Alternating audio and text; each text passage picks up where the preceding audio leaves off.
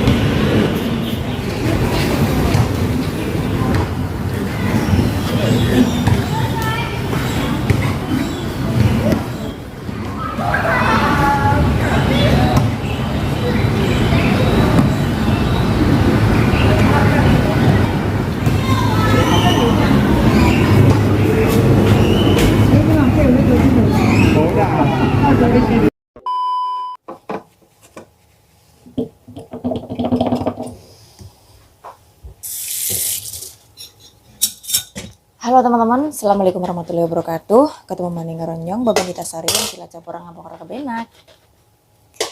Alhamdulillah, ini sudah jam 2 sore. Aku mau nyuci perabot dapur. Perabotnya hari ini, siang ini nggak banyak ya, karena yang makan cuma aku sama kakek sama nenek. Ini aku sebenarnya ngelanjutin vlog yang kemarin. Kemarin aku tuh mau ngelanjutin vlog itu pusing marusing. Jadi kemarin aku tuh kayak lemes, panas, dingin gitu lah. Panas, tapi aku tuh kena angin itu dingin, sakit gimana ya. Jadi aku tuh kayak lemes sampai sore, nggak pengen ngomong, kayak kurang tidur gitu, rasanya pusing, gimana lah.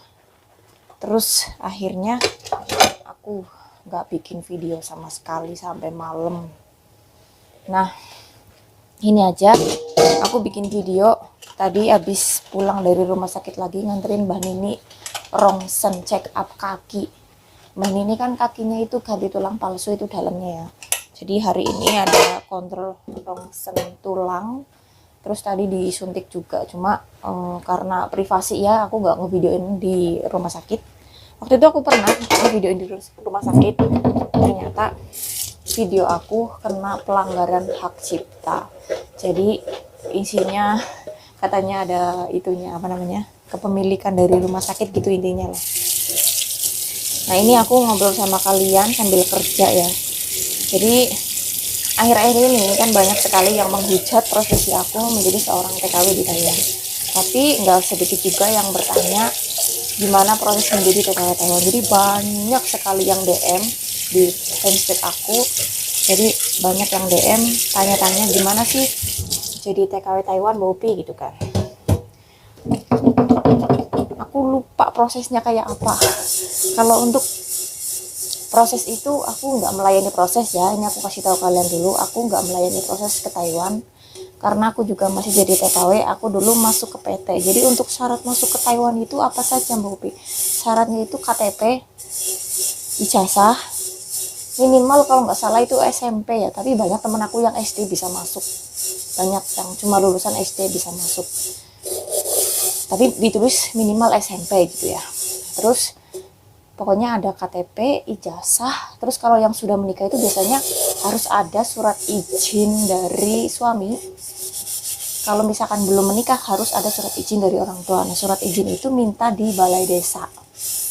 Terus ada lagi syarat, ada foto, ada medikal, ada apa gitu ya. Nanti itu biasanya diurus sama pihak PT-nya sih. Jadi peraturannya itu setiap tahun kan berbeda-beda. Jadi untuk lebih jelasnya itu kalian bisa tanyakan ke PJTKI terdekat. Kalau aku dulu kan PJTKI-nya itu kan di Cilacap kota sana. Aku jadi nggak proses jauh-jauh ya di situ aja gitu kan. Kalian kalau misalkan di daerah kalian ada biasanya kan, oh, bentar ya teman-teman. Oke, lanjut lagi teman-teman. Jadi kalau yang mau ke Taiwan atau kemana gitu, kalian bisa searching di Google alamat PJTKI resmi, itu biasanya ada di Google kok. Alamat PT aku dulu tuh yang pertama itu PT Wahana Karya Suplaindo Tangerang, itu ada di Google. Terus yang kedua ini PT Dewi Pengayom Bangsat Cilacap, ada di Google juga. Pokoknya ketik aja yang pertama PT Wahana Karya Suplaindo, yang kedua PT Dewi Pengayom Bangsat. Jadi kalau resmi itu pasti ada di Google. Kalian itu kalau misalkan milih PT itu jangan milih PT yang enggak resmi. Biasanya kan apa ya, kalau untuk PRT itu biasanya nggak memerlukan biaya banyak kalau proses untuk luar negeri. Tapi kalau laki-laki kerja di pabrik itu biasanya prosesnya itu lebih ruwet, lebih mengeluarkan uang banyak. Kayak adik aku kan mau proses ke Jepang, dia sekarang lagi di Blitar, lagi proses belajar lagi. Padahal proses awal itu di Cilacap terus dioper ke Blitar. Jadi bener-bener kalau misalkan jadi TKI yang pabrik atau ke Jepang atau kemana itu biaya itu bener-bener nggak sedikit ya. Kalau untuk jadi TKW itu malah kadang dapat uang pesangon gitu.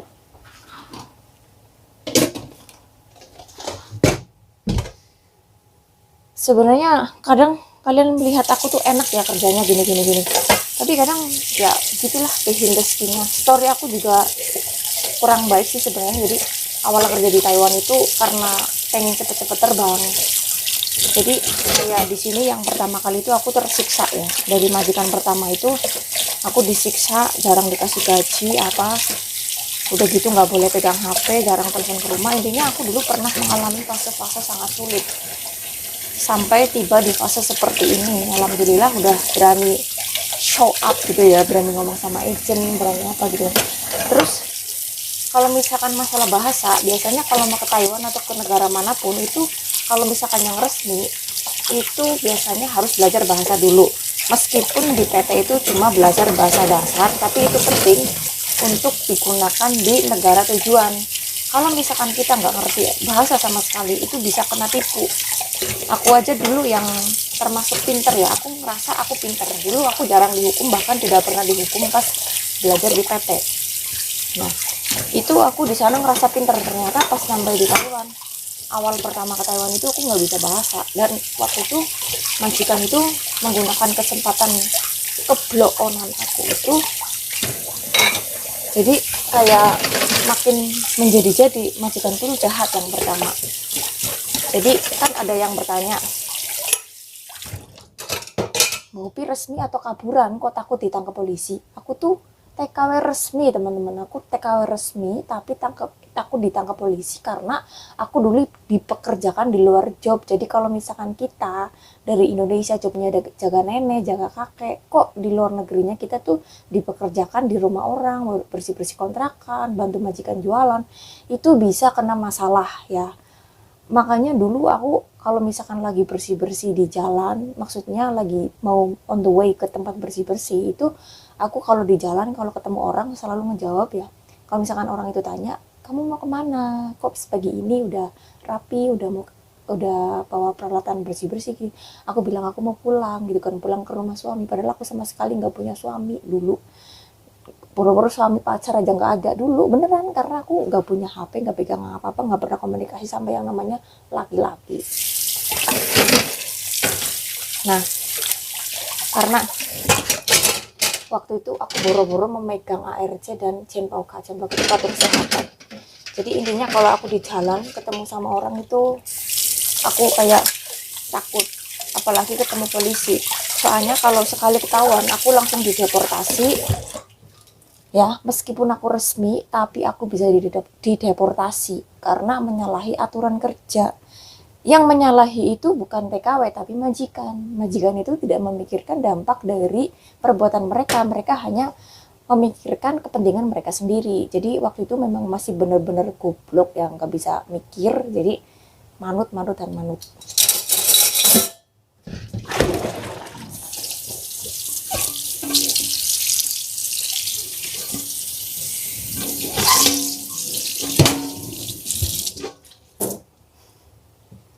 Yo, sambil ngobrol kerjaan selesai, konten juga ada. Jadi konten aku ya seperti ini. Aku intinya itu yang penting isi dari konten aku. Kalau isinya bermanfaat buat teman-teman, alhamdulillah. Kalau suka alhamdulillah, nggak suka yang nggak maksa.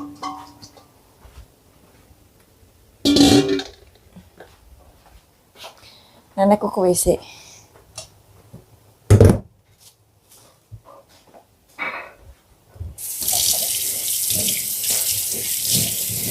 Terus yang masalah masak daging babi itu sudah menjadi mutlak, hal yang mutlak. Kalau di Taiwan itu ikut orang yang beragama tidak, tapi yang makan daging babi itu pasti hampir setiap hari masak daging babi, kecuali orang itu memang vegetarian, jadi masak ayam pun nggak boleh ya, daging ayam, ikan itu nggak boleh, cuma telur. Jadi kalau memang benar-benar tidak bisa ke Taiwan karena menghindari masak daging babi, ya mending lebih baik nggak usah ke Taiwan. Karena di sini aku benar-benar mencontohkan bagaimana suasana bekerja menjadi TKW Taiwan. Jadi ini contoh untuk yang biasa ya. Ada lagi pekerjaan yang ekstrim yang melebihi pekerjaan di rumah ini. Tidak semuanya dapat majikan jahat, tidak semuanya dapat majikan baik, buruk. Pokoknya intinya namanya ikut orang itu ya gini lah, gak ada yang enak. Enaknya itu cuma kalau gajian numpang lewat bubar, tapi ya mending ada yang lewat. Jadi di rumah juga ada itulah. Tapi ya kalau gajian jangan dikirim semua ke Indo, nanti habis di jalan, nanti kita cuma dapat capeknya aja.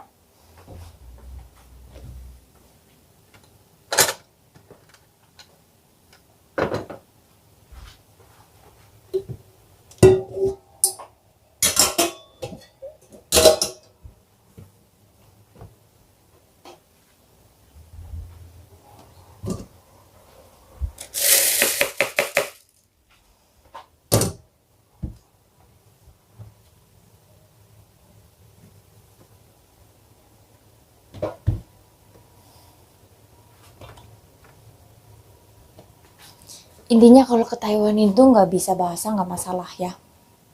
Yang penting nanti kalau di Taiwan itu mau belajar ngomong sama pasien, ngomong sama majikan, dan di PT juga jangan malas belajar meskipun memang cuma kata-kata dasar, tapi itu sangat-sangat terpakai kalau di luar negeri ya. Meskipun memang beda 180 derajat nantinya, tapi tetap bisa kepakai kata-kata dasarnya. Minimal ngerti kata dasar, jadi nggak terlalu bingung kalau sudah sampai di Taiwan.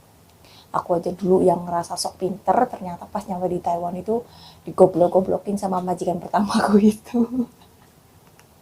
Jadi kayak ya Allah, kok bisa segoblok itu aku ya. Dan begitulah. Pokoknya, hah? 好，我等一下进去，我还要收垃圾。Nenekku manggil. Pokoknya yang jelas hidup jadi TKW Taiwan itu tidak selalu sengsara, tidak selalu indah. Ya, contohnya aku dulu dari yang sengsara sampai yang sekarang alhamdulillah. dari yang sering dipotong gaji sampai sering dapat bonusan gaji. Alhamdulillah, jadi semuanya itu berjalan step by step. Tidak semuanya orang luar negeri itu sengsara, tidak semuanya orang luar negeri itu enak. Jadi semuanya itu ya balance lah, ada enaknya ada enggaknya ya. Jadi kalau bisa dibilang sih dukanya 90%, sukanya 10%. Tapi kalau aku tuh udah kayak kebal, udah bodo amat. Yang penting aku di sini nyari uang nanti buat masa depan di rumah gitu. Intinya kayak gitu-gitu aja sih. Jadi kalau suka dengan vlog aku, alhamdulillah. Nggak suka ya nggak maksa. Intinya aku bikin vlog ya pengen buat kenang-kenangan juga nanti kalau udah pulang Indonesia. Oh, aku dulu pernah jadi TKW loh. Sebenarnya jadi TKW itu bukan cita-cita aku. Aku sama sekali nggak pernah kepikiran dulunya jadi TKW, tapi karena memang ikut-ikutan temen, saudara gitu ya. Jadi akunya ke bawah-bawah. Jadi TKW ya alhamdulillah kalau dijalani dengan ikhlas enak.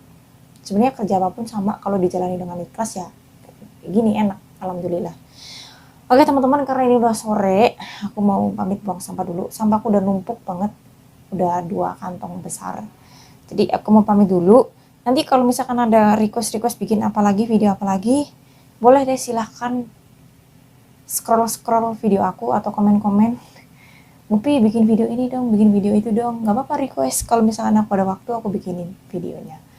Aku mau pamit dulu ya. Terima kasih banyak untuk semuanya. Wassalamualaikum warahmatullahi wabarakatuh. See you next video teman-teman.